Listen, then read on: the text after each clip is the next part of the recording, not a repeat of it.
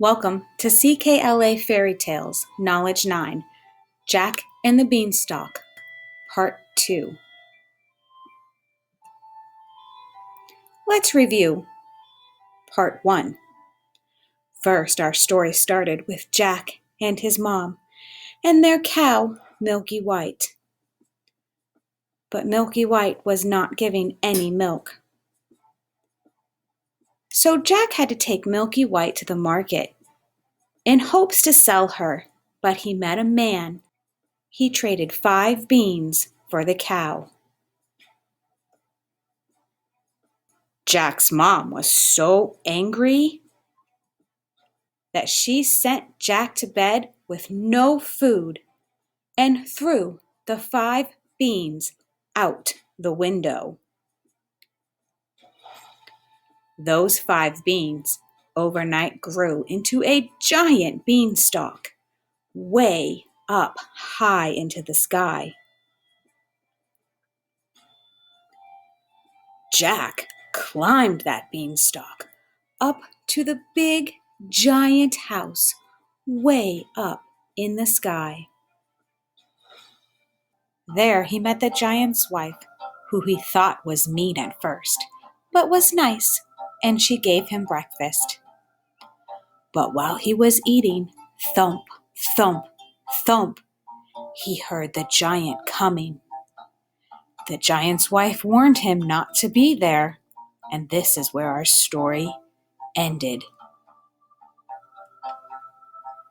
Let's take a look at our fantasy versus reality chart. Could you trade a cow for 5 beans? That is fantasy. Would a giant beanstalk grow in your backyard way up to the sky and have a great big house in the sky where giants live? That is also fantasy. This is our last fairy tale story together. You can discover more fairy tales at your local library. I hope you've enjoyed these stories. Let's finish Jack and the Beanstalk together. Our purpose for listening today is to find out whether or not your predictions about how Jack and the Beanstalk ends is correct or not. Also, to understand the words rudely and politely. Let's get started with our story. "Goodness gracious, it's my husband," said the giant's wife. "What on earth shall I do? Quick, jump in here!" And Jack jumped into the oven just as the giant came in. He was a big one, to be sure. He had 3 cows tied to his belt. He threw them down on the table and said rudely to his wife, "Here, wife, cook me a couple of these for breakfast. But wait, what is this I smell? Fee, fi, fo, fum, I smell the blood of an Englishman." "Now, dear, it's nothing but the leftover smell of that little boy you had for dinner yesterday. Go along and wash up, and by the time you come back, I'll have breakfast ready." So the giant went off, and Jack was about to jump out of the oven when the woman whispered, "Wait till he's asleep. He always has a nap after breakfast." The giant gulped down his breakfast. Then he went to a giant chest and took out 2 big bags. He sat down, and from the bags he took out piles of gold coins. He began counting them very slowly. 1, 2, 3, 4, and then his head began to nod, and soon he began to snore so much that the whole house shook. Jack crept out of the oven, tiptoed past the giant, grabbed one of the bags of gold, which he could barely lift, and ran lickety-split back to the beanstalk. He threw the bag of gold, which fell kerplunk into his mother's garden, then climbed down until at last he reached the ground. "Well, mother," he said, "wasn't I right about the beans? They really are magic." For a while, Jack and his mother bought what they needed, and a little more, with the bag of gold. But at last, the bag was empty. So Jack made up his mind to try his luck again at the top of the beanstalk. He climbed and he climbed and he climbed, and once again, sure enough, there was the great tall woman standing on the doorstep of her house, and once again, he asked for something to eat. "Go away, boy," said the woman, "or else my husband will eat you for breakfast."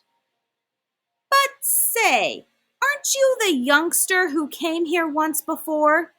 Do you know, on that very day my husband lost one of his bags of gold?" "Did he now?" said Jack. "How very strange. Maybe I could help you find it, but I'm so hungry that first I must have something to eat." So the great tall woman gave him something to eat, but he had already taken a bite when thump, thump, thump, they heard the giant's footsteps. Once again, the wife hid Jack in the oven.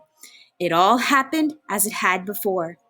In came the giant, bellowing and shouting in a loud, powerful voice, "Fee, fi, fo, fum."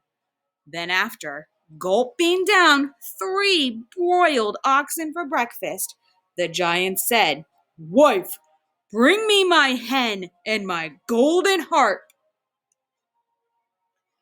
The wife brought them. The giant looked at the hen and barked, "Lay!"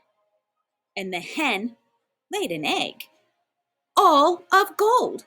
Then the giant looked at the golden harp and said, "Sing!" And the golden harp sang beautifully, and it went on singing until the giant fell asleep and started snoring like thunder.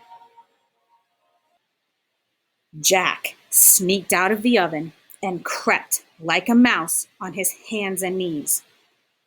Then he crawled up the table, grabbed the hen and the golden harp, and dashed towards the door. But the hen began to cluck, and the harp called out, "Master! Master!" The giant woke up just in time to see Jack running away with his treasures.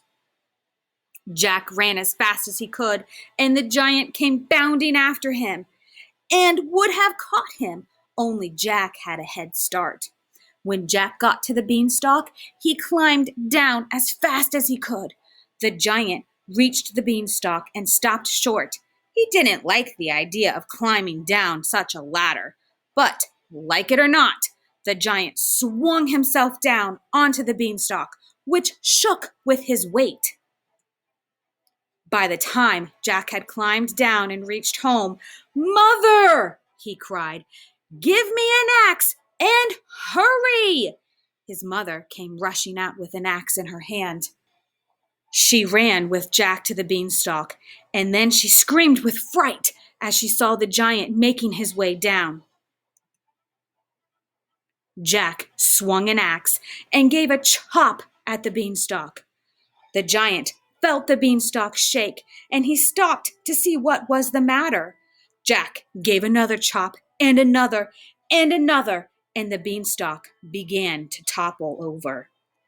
Then the giant fell down and broke his crown, and the beanstalk came tumbling after. From then on, Jack and his mother had all the money and music they wanted, for the hen gave them golden eggs, and the harp sang for them all day long. And they lived happily ever after.